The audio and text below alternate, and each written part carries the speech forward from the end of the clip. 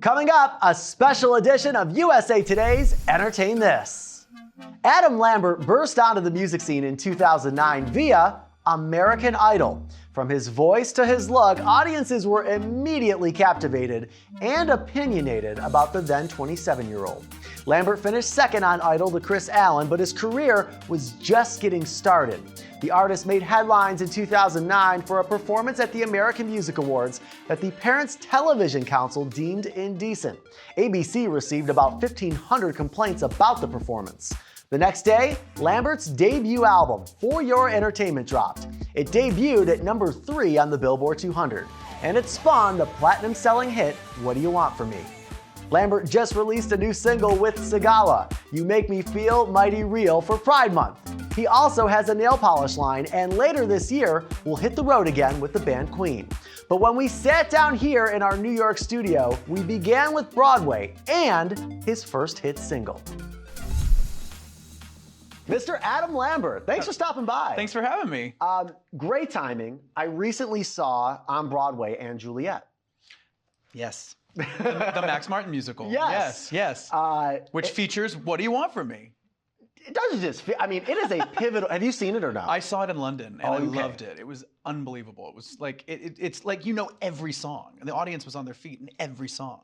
You don't always get that with a musical, you know? No, you almost never. I mean, like, yes, the more popular ones, maybe you listen to the original cast recording, so on and so forth, sure. But to know every song and to know it primarily in a much different context than the way it's being presented in that theater, I found very interesting. Very. When you heard What Do You Want From Me, in such a, I don't want to have a spoiler alert, but in a very pivotal scene between two of the characters, what were you thinking?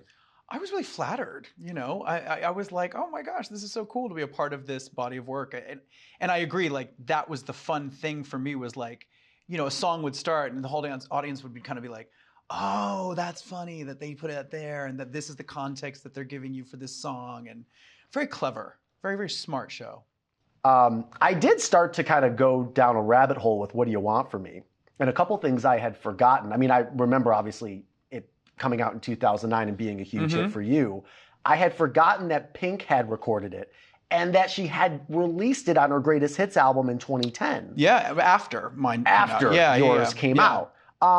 Her version, because there was some online chatter back then, you know, in yours there's the lyric, it messed me up. In hers, the lyric, he messed. And then there was some conversation, well, was that changed? Was it not? Do you remember, like, which came first and if there was a deliberate change? There was a deliberate change. Back in 2009, there would be probably 60 to 70% of the radio stations in the United States that wouldn't have played it if I had said he.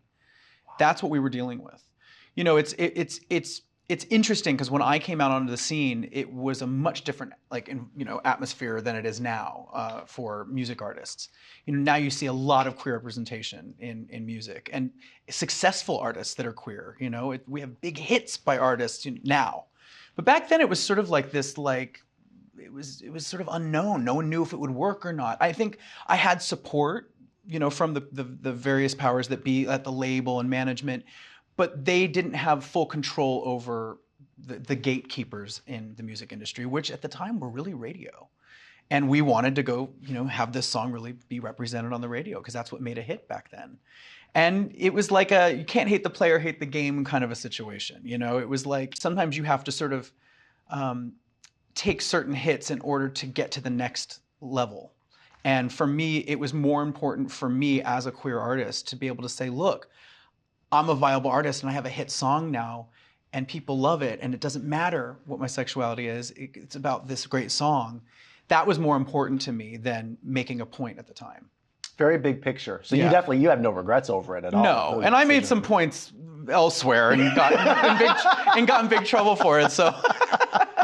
Well, yeah, because I have interviewed you. This is my third time interviewing you, but first time in like 13 years. Oh my gosh. So. Good to see you again. Yeah, likewise, right?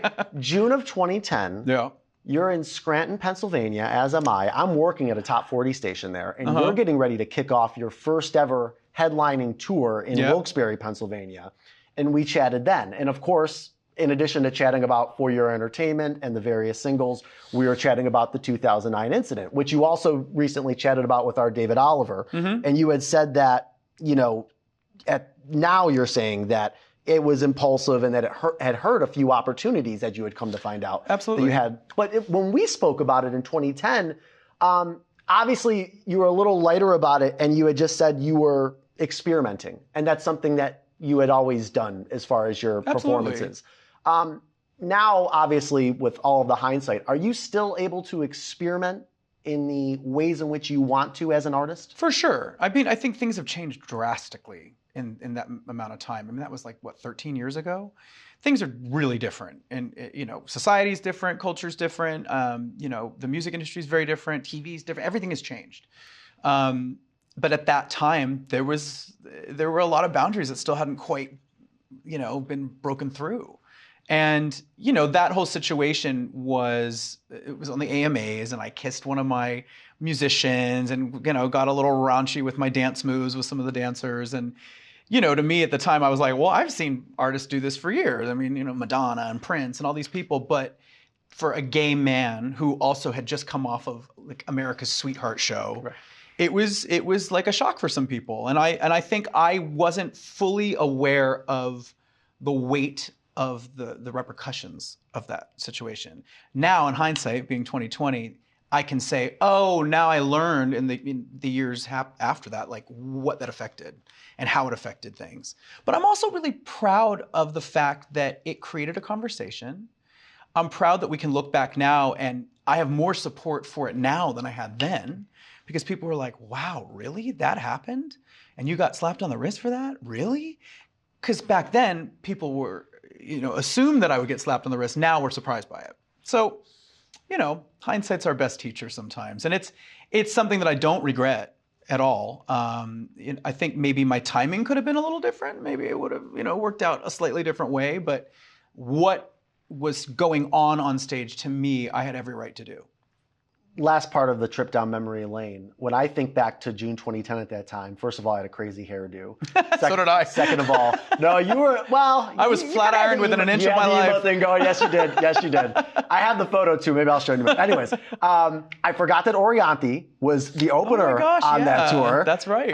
What do you remember about that time in your life? It was just a whirlwind. I mean, it was so exciting. It was, you know, I had a dream of one day maybe becoming a recording artist, but until I auditioned for American Idol, I thought it was a pipe dream. I thought there's no way that someone like me is going to get that type of opportunity. And I auditioned for American Idol just to say, well, at least I tried.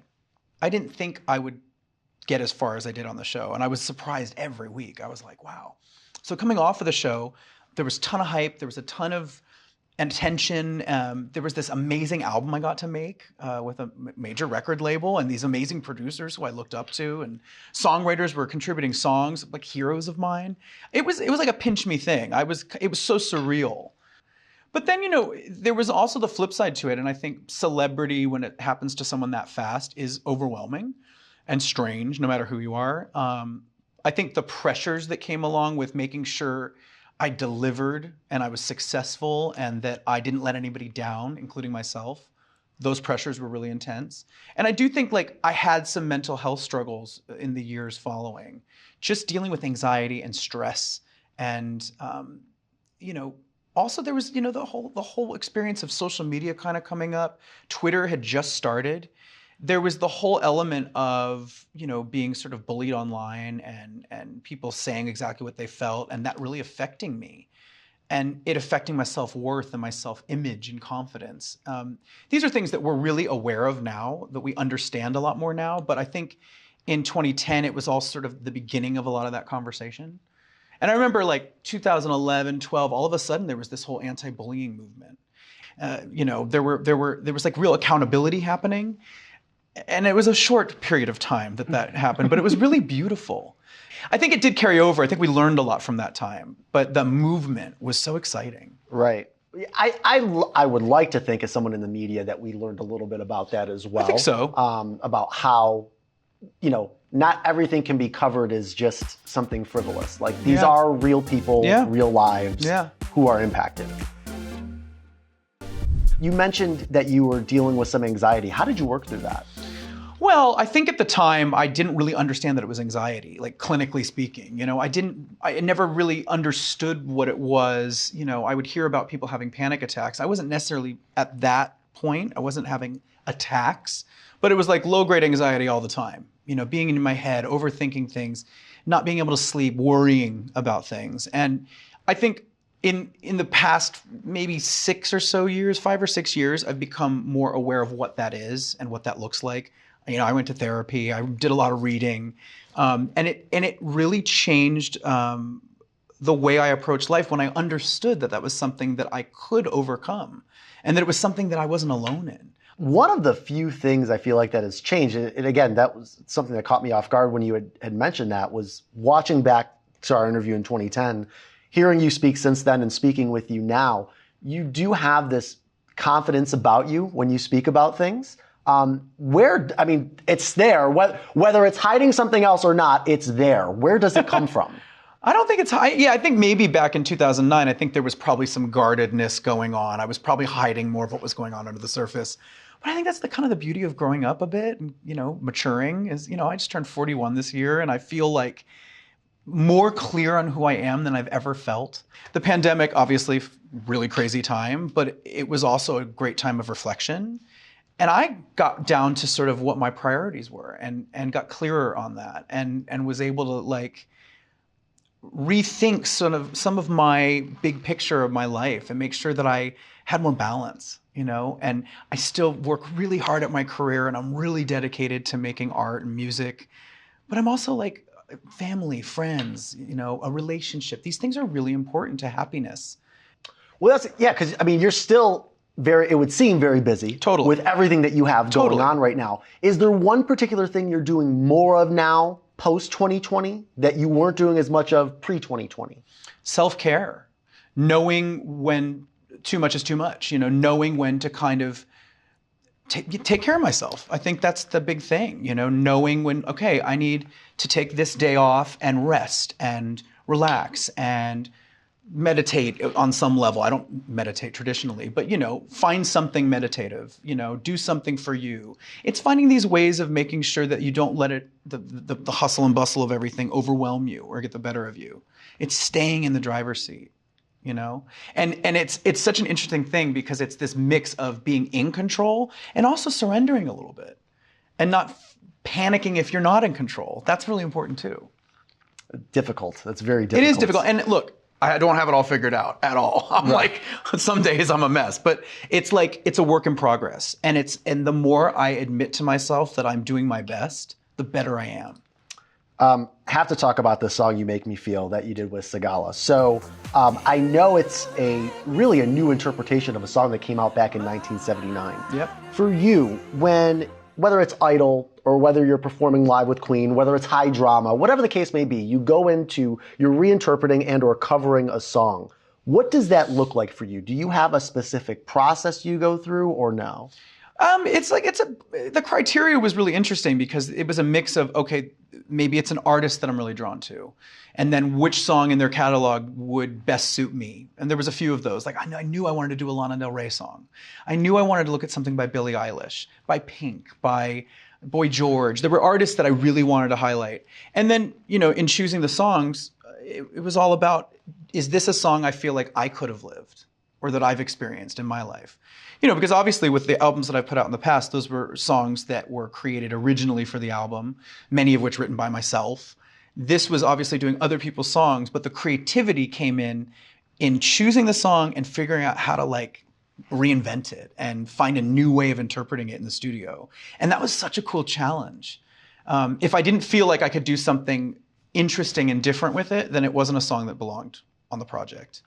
With Mighty Real, I've been a Sylvester fan for a very long time. He was so ahead of his time. He was queer and out and proud and exactly who he was in the 70s and had a hit with it, with Mighty Real. You Make Me Feel, Mighty Real. I've watched documentaries about him. I really wanted to put this out as a love letter to him, to celebrate him. I feel like he's sort of sometimes is unsung as a hero of the queer community, being that he was so ahead. And I feel like it's just a feel-good dance, euphoric disco song, you know? And we've done a new version. I did this with Sagala out of the UK, and it's a modern sort of take on it. But it's just in time for Pride, you know? And Pride this year is charged with a lot of extra weight. We are in a weird time in our country right now where there's a big divide over different ways of thinking about certain things. And unfortunately, we have a big part of our country that are being sort of misled and fed misinformation and fear and things that aren't even true. And unfortunately, a lot of people in that side of the argument believe what they're told, even if they haven't seen it for themselves. Drag queens have been around for a long time. Right. Drag Race has been a hit show by RuPaul over the past 14 years. Emmy award-winning show. Yeah, absolutely. and all of a sudden it's some sort of issue. It doesn't make much sense. And I think the people that are sort of driving this debate and this whole movement are up to no good. It's for other reasons. It's for political gain. I hope that people take a second to actually do their own research or go to their own drag show if they dare and realize that it's lighthearted fun and it's a good time and it's no more inappropriate than most of the movies that are in theaters and most of the things you see on TV at night. It's really not anything beyond that. Children are so important. The safety of children are so important. We have more gay parents and queer parents coming up nowadays. We are parents too. We have children too. We are family members too. We're also concerned with the safety of children. But, you know, to turn around and start creating these lies and these awful rumors about, you know, the influence that, you know, an art form, a type of entertainer is having on it's a reach. It's a real reach. And it's counterculture. It's you know, this has happened for years too. This is what happened in the 60s. You know, there was the moms and dads and then the kids. You know, it always happens this way, but unfortunately this debate is really like targeting a group of people that need more support than other groups in many ways. You know, the trans community is like highly susceptible to violence and tragedy in their lives because of the lack of support in this country. We need to do the opposite. We don't need to push them away. We need to embrace them and tell them that they're okay and that they're safe. And if a kid is telling you that this is what they are, just be there for them. The more understanding and patience and empathy that we have towards people that are different than us, the better off they're going to be, the safer they're going to be. You had told David as well when he had interviewed you about this idea of a gay agenda. No, there's just an agenda of like making sure everybody's okay. Yeah. Making sure nobody kills themselves. The gay agenda is just telling right. people you're okay as Right. you are. It's okay to be who you are. That's the agenda. There's no grooming going on. No one's trying to take advantage of children's sexual. These ideas are so like such a stretch from what's actually going on.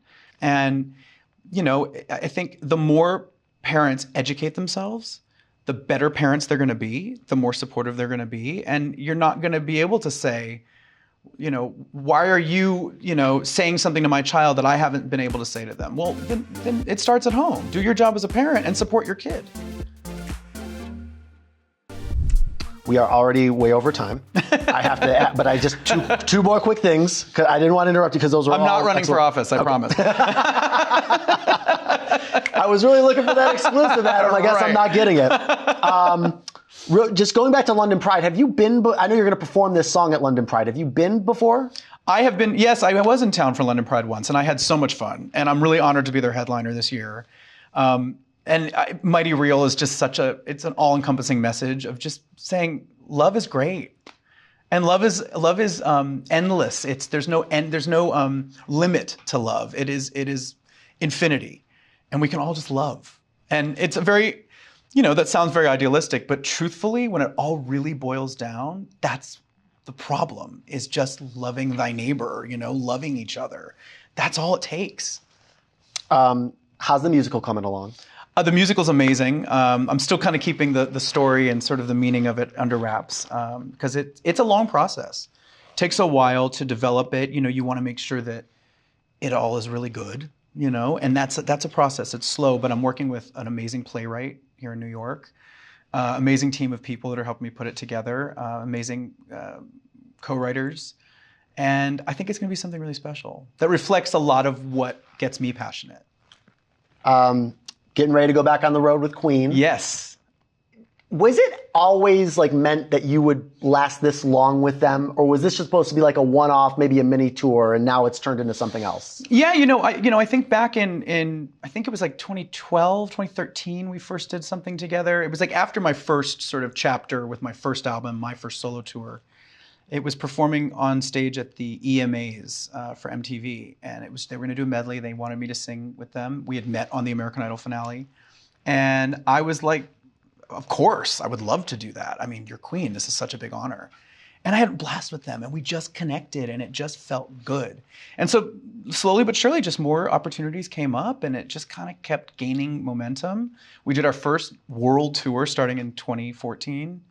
And I gotta say, I didn't think it would keep going, but it's been the most amazing run. And we're still doing it. And we have so much fun together. Audiences are elated when they leave. They love the show. And that's what keeps me going, is the joy that it brings people. You look out there and you're like, oh, we're doing something right. People are having a great time. And also being with Brian and Roger on stage, these are rock legends, right? They light up when the lights come up. They get to perform these songs that they've embedded in pop culture, that they get to bask in the legacy, that they've created. And I love being of service to that. I love being able to make that possible. That's a real treat. I know in 2020 you re-recorded We Are the Champions as You Are the Champions.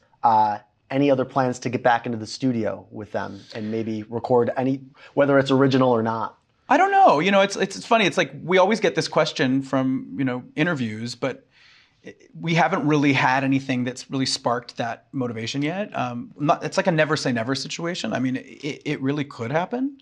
But it also I feel like it has to be for like the right reason almost, We did put out a live album kind of compiled from a lot of our touring over the past 5 or 6 years. And it was amazing to put that out, and it went to #1 in the UK. A lot of people have it now, which is it's exciting to now have something recorded out there that's sort of it commemorates our partnership, which feels really, really good.